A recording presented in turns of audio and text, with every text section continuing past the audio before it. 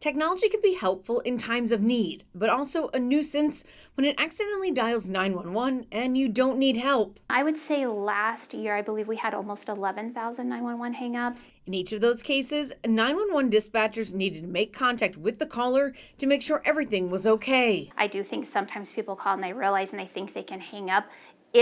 It hits our system nearly instantly, and so we see that, and if it is a hang up, we're going to attempt to call that caller back. And if they don't get an answer or can't get the caller on the phone, Brown County will send a follow-up text letting them know they received a 911 call from that number. The text telling people if it's an emergency to call 911. If the call was a mistake, the text asks the caller to either call the non-emergency number or text back.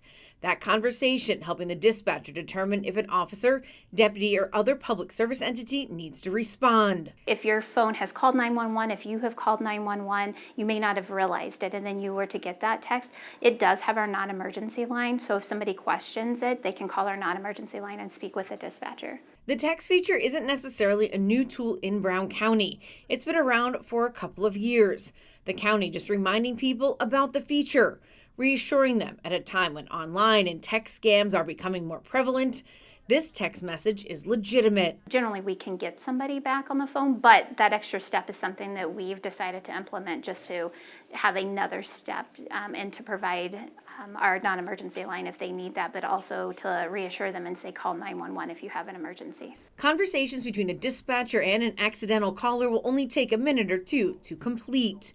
In Brown County, Emily Matesic, Fox 11 News.